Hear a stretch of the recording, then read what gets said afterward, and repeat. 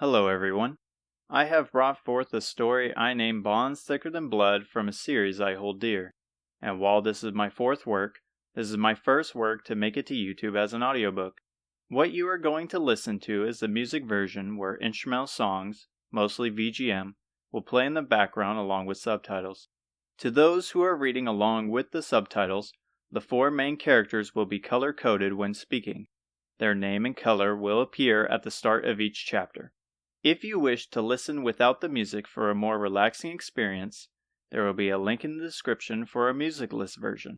And if you would rather read it at your own pace, you can read the entirety of Bonds Thicker Than Blood at Javier the Great at AO3. Link will also be in the description, as well as the music used in the video. Without further ado, I hope you enjoy.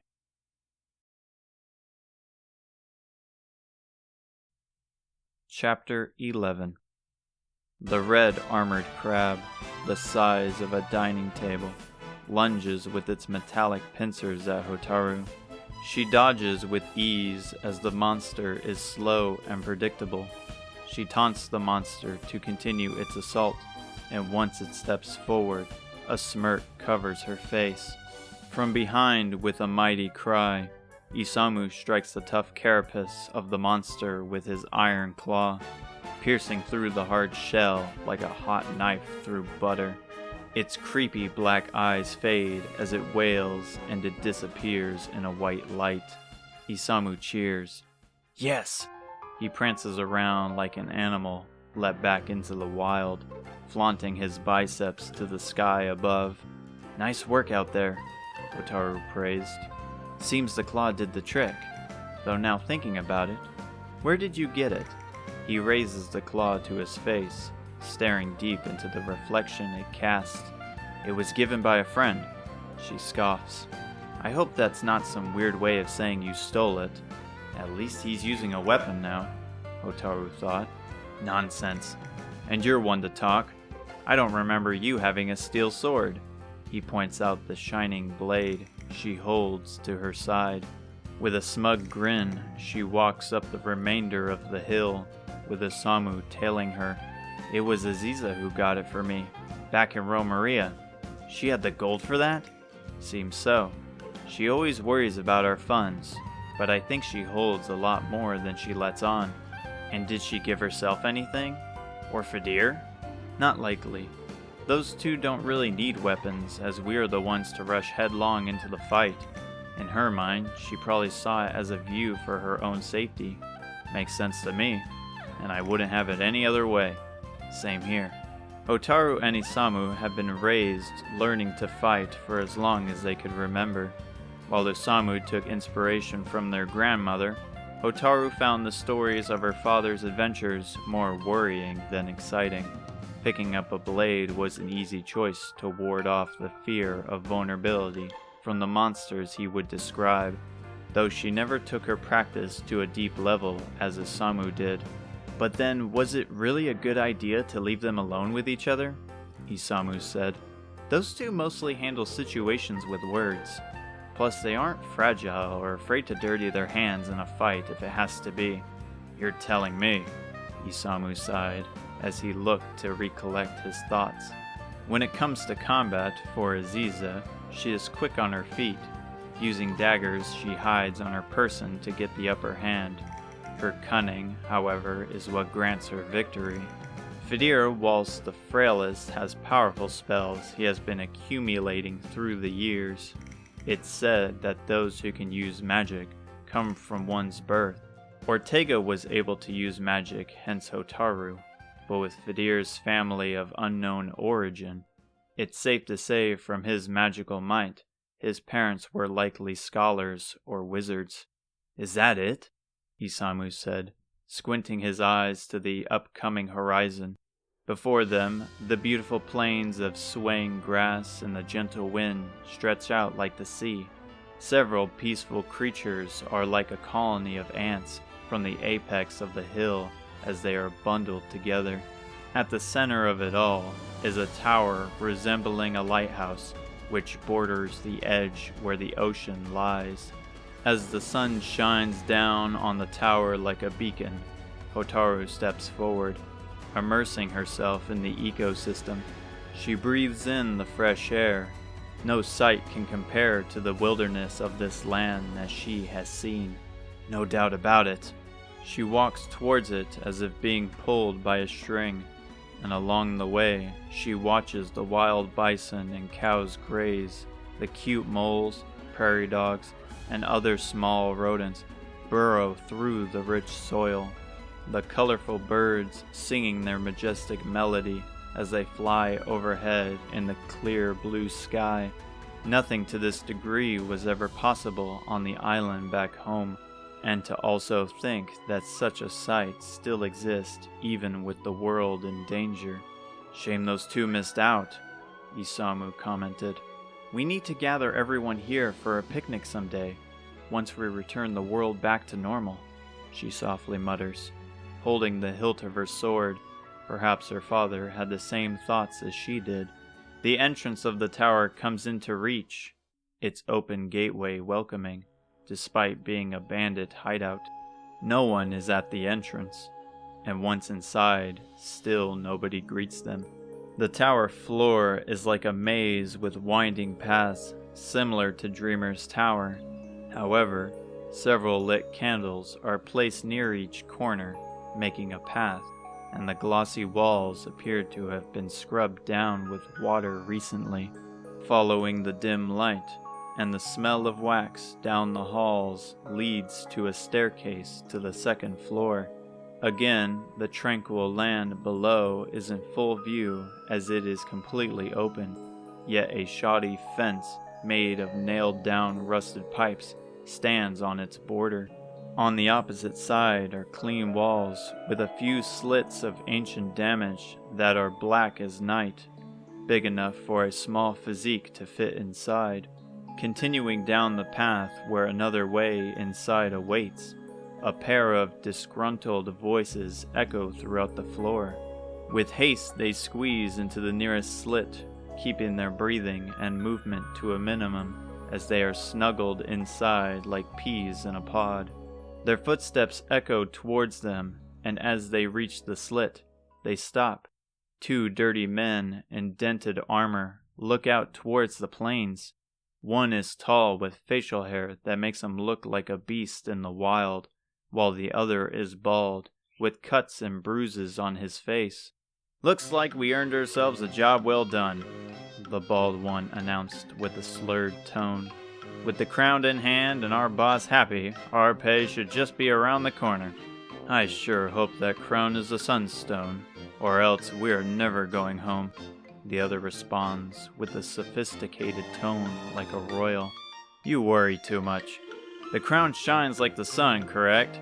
That sounds pretty close to me. Pretty close isn't good enough, you know. This is a serious matter. Listen well, friend. I know a great spot where we can unwind and wet our whistles. Let me guess. Asham, you want to go get a cold drink while watching the dancers. I know. You never shut up about it. He gasped. You need to trust me on this. The ale is to die for. And the women? The way their hips sway, their slender legs, the way their bra just... Okay, that's enough. See what I'm talking about?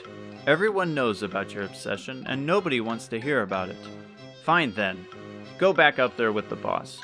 I'm gonna go out and have some fun. The bald ruffian stomps away, and his friend yells out, You have no gold to your name, you oaf. You can barely afford the ripped rags you sleep in.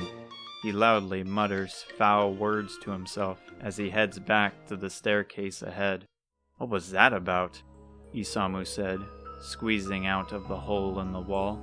She ignores his query as she steps ahead. At least now we know the crown is here.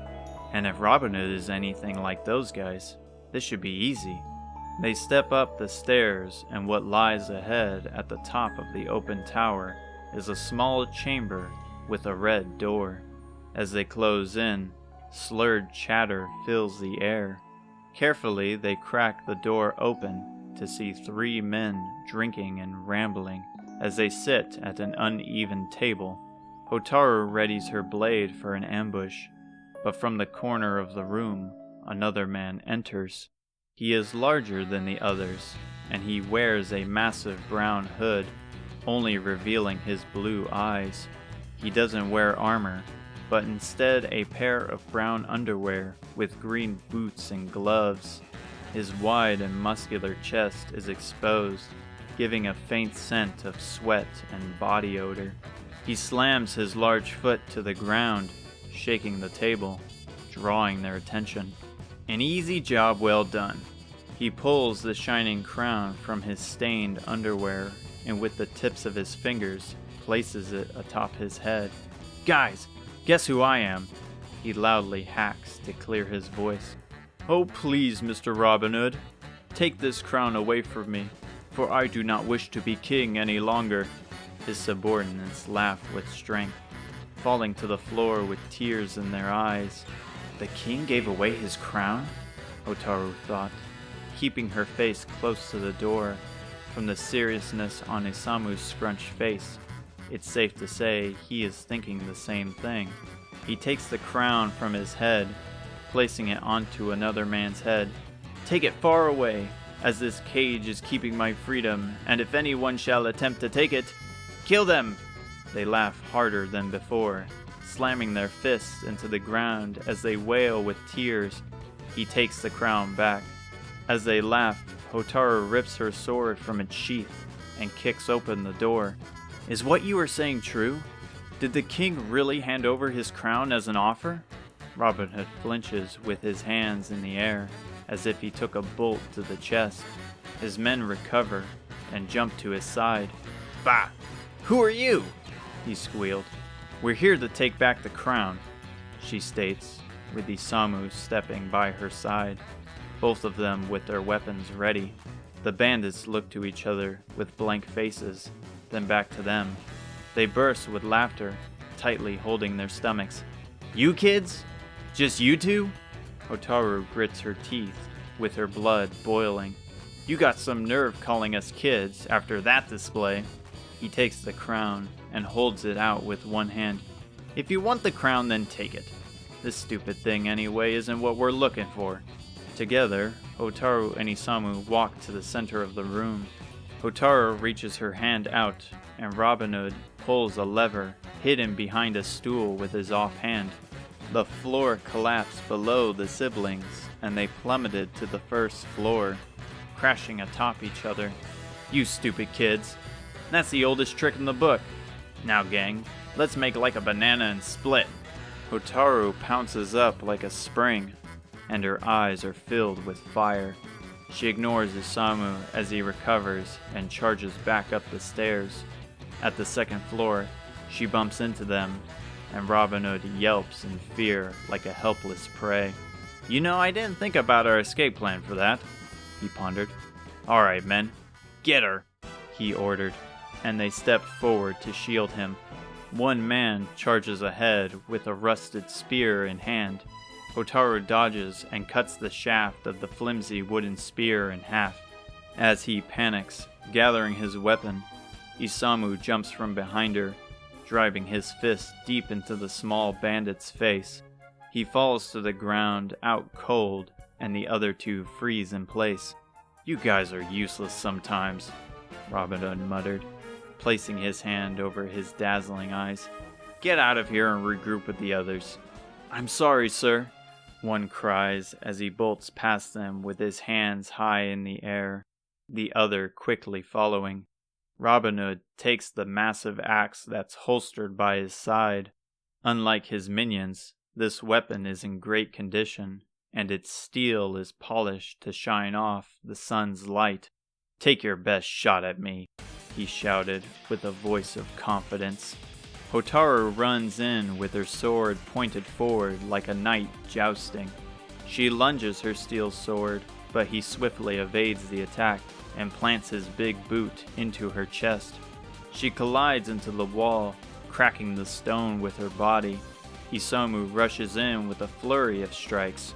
However, he evades his punches, similar to a pesky fly. As they continue to dance, Isamu finally lands a devastating strike to his chest, yet he doesn't flinch or grunt, instead posing with his arms to his waist. Hotaru is gasping for air as she lays on the ground. How is he able to move so fast? He is in a different league from his underlings. That was pretty good. How about I have a go? He curls his large hand and drives it into Isamu's stomach. The powerful impact echoes and the oxygen leaves his body. Slowly he drops to the floor, wheezing like he breathed in smoke. You kids have entertained me enough, but now it's time to finish our little bout. Can't let you take away our only hope. He holds the sharp blade of the axe to Isamu's throat. His body is limp, and he is unconscious. The light in Hotaru's eyes are fading, yet she holds her hand to her face. A red fire engulfs it. She reaches her hand out, and the fireball flies ahead, grazing his bare shoulder. He turns his head towards her, casually dusting off the ash, and with heavy boots, he marches. His figure is a massive blur, and his words echo and ring. Only his eyes shine through the darkness of her vision, yet something about them is strange. They are filled with sorrow and regret. As he reaches Hotaru with his shining axe, hesitant to bring it down, a black figure from one of the slits collides into him. What was that?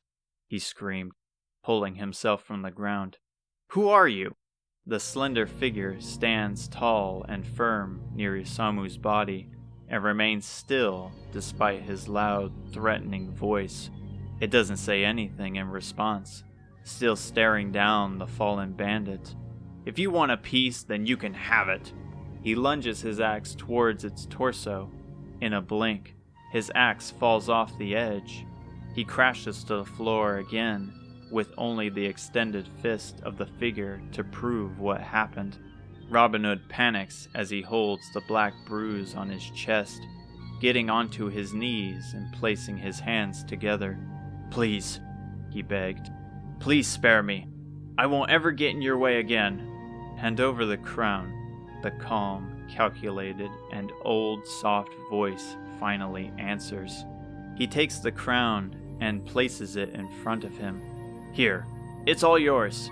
The person reaches down to grab it, their hazel eyes scanning the crown carefully.